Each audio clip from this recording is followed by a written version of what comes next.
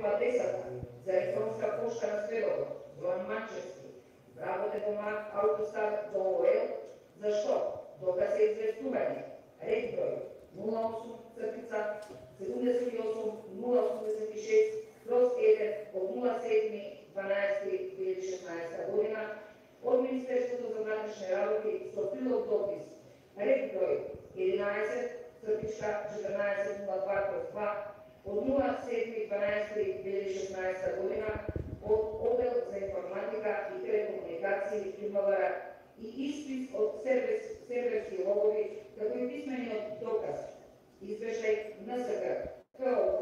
317 од 25.04.2017 година.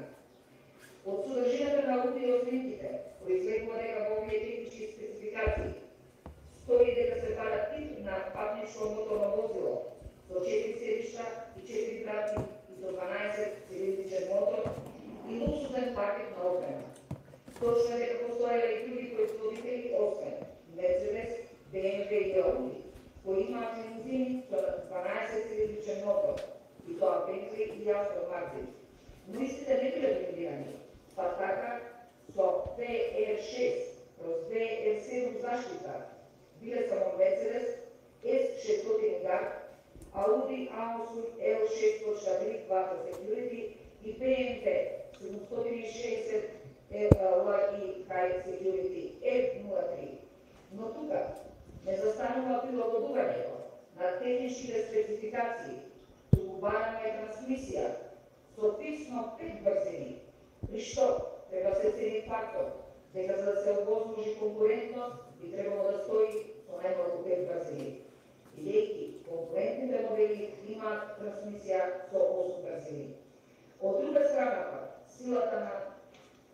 моторот е дадена со распон од 370 до 390 кВт, а во овој распон влегува само 380 кВт што ги имал Мерцедес, со оглед да Ауди имал 368 кВт, а BMW 400 кВт. Конкурентните Ауди и BMW не ги исполнувале меѓу барањата дадени во техничките спецификации,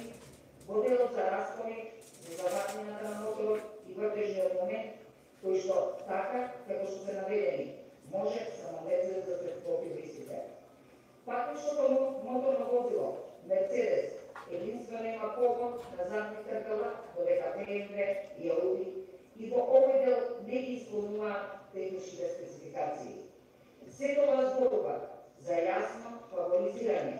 на марката Мерцедес, односно сите овие технички спецификации од тендерската документација се идентични со текстот од понудата на МАК Аутостар. Не може да стане збор дека обвинетиот Ѓоко Поповски не бил свесен за незаконското фаворизирање на економскиот оператор МАК Аутостар ООЛ, но и покрај тоа, истиот на ден, 30.05.2012 година, донел одлука број 17.1.33.618/1 за избор на најпогодна понуда, а на ден 11.06.2012 година склучил договор за јавна набавка заверен под број 41.04/17.71 од 11.06.2012 година од МАК Аутостар ООЛ Скопје и број 171.35.780/1 од 08.06.2012 година од Министерството за внатрешни работи со вредност на договорот од 29.852.542 и ДДВ во износ од 5.373.458 денари. Подписник на овој договор е токму обвинетиот Ѓоко Поповски за МВР, а за МАК Аутостар ООЛ подписник е сведокот Зоран Марковски.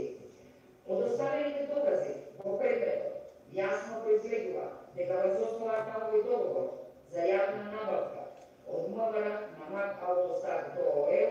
Скопје заклучно со 29.10.2012 година му било исплатено вкупно ukupno 35.226.000 денари. За ова возило Мерцедес S600K резервацијата е направена од страна на сведокот Марко Јовановски уште на 30.03.2012 година, време кога се уште не е донесена одлука за јавна набавка на конкретното возило, кое е нешто недвосмислено произведува од мејл комуникацијата помеѓу Марко Јовановски, менаџер за продажба на Мерцедес, и Daimler AG од Штутгарт, Германија. Именно во електронската комуникација од 29.03.2012 година, сведокот Марко Јовановски во дописот до Daimler AG Штутгарт, Германија, напишал дека од Министерството за внатрешни работи им кажале кога ќе биде објавен тендерот за заштитно возило и дека спецификацијата ќе биде дадена во согласност со понудата која што ги ја презентирале претходно и да го сочуваат возилото што го резервирале, бидејќи ќе ја земеле S-класата. А од електронската комуникација од 10.04.2012 година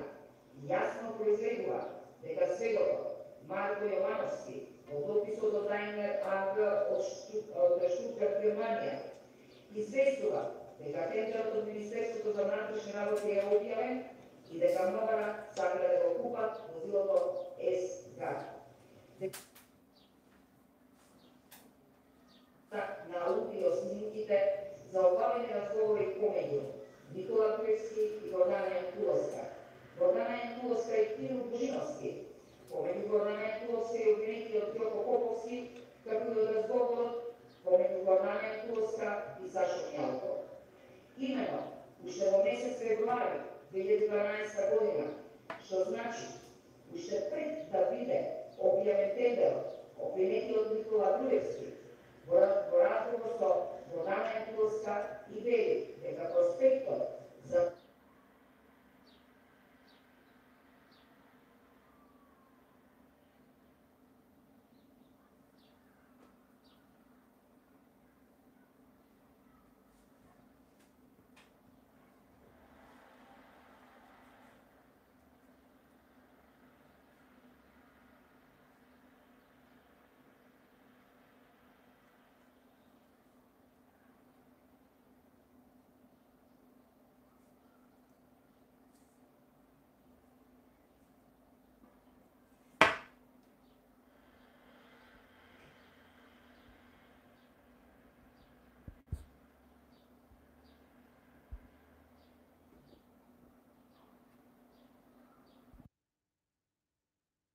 Груевски, кој што кажува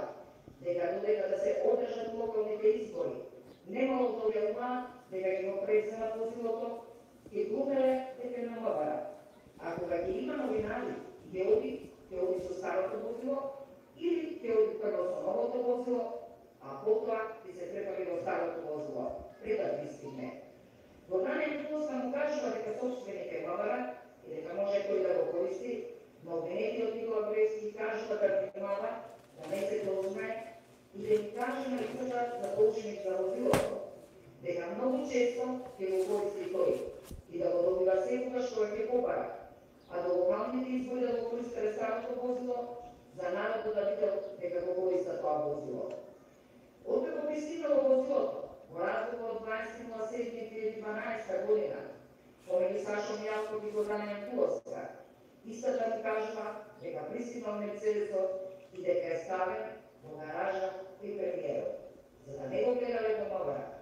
При што му објаснува дека возилото е фантазија, дека немала видено такво нешто и дека се што пишувало во каталогот се има. Конечно, и од содржината на осмата аудио снимка, која што е со датум од 29.08.2012 година, која всушност е разговор помеѓу Гордана Јанкуловска и Кирил Божиновски, истиот повторно споменува пријавник, па Гордана Јанкуловска му кажува дека од Министерството за внатрешни работи контактирале со некој Марковски од Мак Аутостар, кој е директор и при таа набавка не го прашале да им каже некоја финта за да пројде тој. во повеќе наврати истакнуваше дека се стекнати на незаконит начин и дека судот не смее да ги прифати како доказ и од причина што дури и Европскиот суд за човекови права се произнел, судот смета дека ваквите наводи на одбраната се неосновани. Во поглед на законитоста се произнел и апелацијниот суд Скопје со своја одлука КСЖ број 548/17 од 07.11.2017 година, при што јасно е наведено дека кога се штити јавниот интерес, не може да има предност пред тој интерес одредено право на поединецот. Јавниот интерес за утврдување на вистината и утврдување на вината за вака сторено сериозно кривично дело, за кое во конкретниот случај се обвинетите, дозволува да се користат овие снимки и при тоа не се прифаќа тврдењето на одбраната дека на таков начин се повредуваат слободите и правата на граѓаните согласно Уставот на Република Македонија, како и член 8 од Европската конвенција за заштита на човековите права и основни слободи. Туку напротив, со афирмирањето на јавниот интерес се зајакнува демократскиот дух на државата, како гарант на функционирање на владење на правото, кој принцип представува темелна вредност на уставниот поредок на Република Македонија. Не може да стане збор за докази, прибавени на незаконит начин, бидејќи неспорно дека политичката партија СДСМ на јавното обвинителство за гонење на кривичните дела, поврзани и кои произлегуваат од содржината на незаконското следење на комуникациите, му ги доставила доказите, аудиоразговори, документи во електронска форма и писмени докази, а ова е сторено врз основа на барање на ова обвинителство, врз основа на член 287 од ЗКП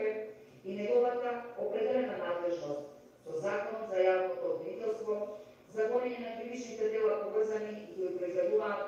од содржината на незаконското следење на комуникациите. Судот ги ценеше и доказите на одбраната, на кои што ќе се осврне во писмено изработената одлука, но сепак судот мора да нагласи дека одбраната предложи повеќе сведоци, кои што говореа најчесто за тоа дека имаме проблеми со старото блокирано возило. Истото често се расипувало. Поправките чинеле многу пари, но судот мора да нагласи дека предмет на обвинение не е оправданоста на набавување на возилото, туку предмет на обвинение е начинот на набавката на возилото, односно фаворизирање на економскиот оператор МАК Аутостат, што е спротивно на Законот за јавни набавки. Имено, согласно член 36 од наведениот закон, договорниот орган не смее да дефинира технички спецификации кои упатуваат на конкретно производство, изгледба, определен процес или трговски марки, патенти, видови или специфично потрекло на стоки со цел фаворизирање или елиминирање на определени економски оператори или определени стоки. По исклучок на ставот 1 од овој член, таквото упатување е дозволено само во исклучителен случај кога не е можно да се даде доволно прецизен опис на предметот на договорот за сите заинтересирани страни согласно со одредбите од членовите 33 и 34 на овој закон и треба да е придружено со зборовите или еквивалентно. Во поглед на прилогот за составеност на кривичното гонење на обвинетиот Никола Груевски, судот оценеше фактот дека во конкретниот случај постои прекина заставеност на кривичното гонење. Имено, согласно член 108, став 4 од КЗ, застарувањето се прекинува и кога сторителот во времето додека тече рокот на заставеност ќе стори исто така тешко или потешко кривично дело. Смислата на прекинот е во тоа што сторителот треба да се гони и да му се суди, така што извршувањето на еднакво тешко или потешко дело го прави безпредметен истекот на рокот на застареност за претходното дело. Во конкретниот случај, неспорно е дека против обвинетиот Никола Груевски поднесен се вкупно 5 обвиненија, и тоа обвинителен предлог kao broj 7/16 od 14.09.2017 godina za krivično delo nasledstvo od člen 386 stav 2 Bugarska su stav 1, Bugarska su člen 23 otkaze. Ako je действия вршување на делото се во месец јуни 2013 година и за кои се води судска постапка пред овој суд од КБР 19.04.16. Обвинителен акт НСК КО број 9/17 од 29.06.2017 година за кривично дело примање наклада за противзаконито влијание од член 359 став 2 отказе,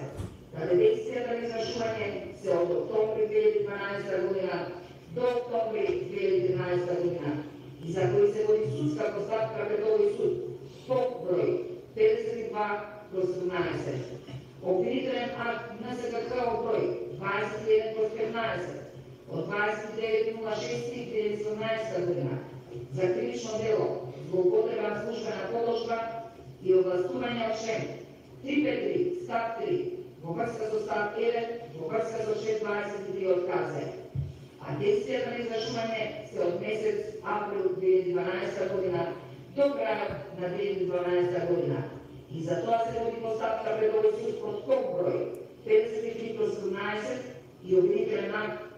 НСК КО број 1/15 од 30.06.2017 година за кривични дела, злосторничко опtužување од член 394 став 1 отказе, злоупотреба на средствата за финансирање на изборна кампања од член 165а став 1 во врска со член 22 и член 45 отказе и повреда на избирачко право од член 159 став 2 во врска со став 1 во врска со член 45 отказе, при што действијата на извршување на овие кривични дела се во периодот од 2011 година па до крајот на месец мај 2014 година и се води судска постапка пред Основниот суд Скопје под код број 7/18. Судот смета дека со действијата што ги предзел обвинетиот Јоко Поповски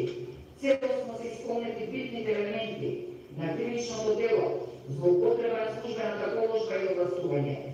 Според класично правната концепција, овие инкриминации се насочени против државниот интерес за неприкосновеноста на овластувањето на државните службеници, како и за заштита на довербата во правилното исполнување на службените должности. Во секупниот систем на односи, примарен објект на заштита представува интересот за законито, совесно и правилно исполнување на службените, јавните и другите овластувања. Според класичниот концепт, извршител на службеното казнено дело е службено лице, а како извршител на одредни службени дела се појавува и одговорно лице. Неспорно е дека обвинетиот Јоко Поповски бил одговорно лице во Министерството за внатрешни работи, кој што се јавува како договорен орган во конкретната јавна набавка. И всушност ставот 5 од ова кривично дело представува потежок облик, при што е изброено сторувањето на дело при вршење на јавни набавки, а повторното третирање на овој облик е оправдано со кумулирањето на 2 декара, а тоа се самата злоупотреба, но и на повредата, интересот на законито и совесно постапување со средствата на државниот буџет, јавните фондови и другите средства на државата. По действијата на обвинетиот Никола Груевски, истите се всушност представуваат действија кои што се целосно ги исполнуваат битните елементи на кривичното дело, примање награда за противзаконито влијание од член 359 став 2 отказе. Действие на извршувањето е влијанието да се изврши службено действие што не би смеело да се изврши, или да не се изврши службено действие што би морало да се изврши.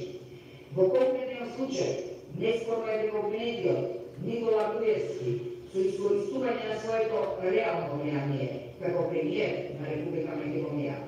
влијаел да се изврши службено действие што не би смеело да се изврши. Чест е да се биде носител на јавна функција во Република Македонија, а особено премиер. Премиерот ги добива своите овластувања и легитимитет од оние на кои служи, а тоа се граѓаните на Република Македонија. Токму затоа истиот треба се грижи за интересите на граѓаните, а при тоа не само тој, туку и секоја институција, секој носител на јавна функција треба да знае дека еден од основните принципи е принципот на отчетност. Граѓаните на Република Македонија мора да знаат како се трошат нивните пари и сите јавни набавки кои што се спроведуваат се всушност со парите на данъчните обврзници. Никој, а најмалку носителите на јавни функции, а тука сега го спаѓа и премиерот, не сме да ги подценува или омаловажува граѓаните онака како што всушност тоа го сторил обвинетиот Никола Груевски, на начин што успеал да обезбеди за себе на незаконит начин патнично моторно возило марка Mercedes S600K, за кој што возило не само што не биле информирани граѓаните, туку со истото, како што самиот вели, дека додека да се одржат локалните избори, немало да објавуваат дека го преземаат возилото. Имено се договориле да глумат дека предметното возило е на МВР, а кога ги имало новинари, обвинетиот Никола Груевски ги одел со старото возило или ги одел прво со новото возило, пак се пребрал во старото, пред да пристигнал. И сето тоа да се прави до локалните избори, кога ги користеле МВР и премиерот, за да народот видел дека возилото го користат и тие, а се со цел обвинетиот Никола Груевски да оствари политички поени. Конечно, во поглед на наводите на обвинетиот Никола Груевски, дека оваа постапка се одвивала мощно и брзо, судот имаше во предвид дека Европскиот суд за човекови права дава голема тежина на правото на судење во разумен рок. Правото на судење во разумен рок од Европската конвенција за човекови права е предвидено во член 6, став 1, како дел од еден поширок концепт на правично судење, според кој секој при определувањето на неговите граѓански права, слободи и обврски, или кога е кривично гонет, има право на судење во разумен рок. Иако правичноста ја консумира разумноста во рокот на судењето, па во некои меѓународни документи се среќава само правото на правично, односно справедливо судење. Сепак, во Европската конвенција за човекови права, во член 6, став 1, последен на правичното судење, експлицитно се наведува правото на судење во разумен рок. Европскиот суд за човекови права, во случајот Перес против Франција, апликација број 47, 287/99, од 12 февруари 2004 година нагласил дека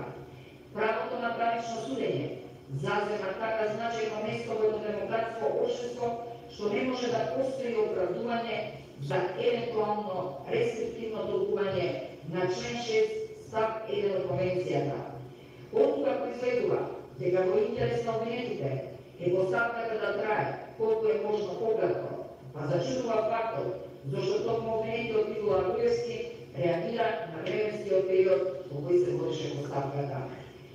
Советот и одлучувањето, сите овие докази и факти имаше во предвид. За сите докази, подетално ми се произнесе секако по писмено изработената пресуда. Да ја слушаме.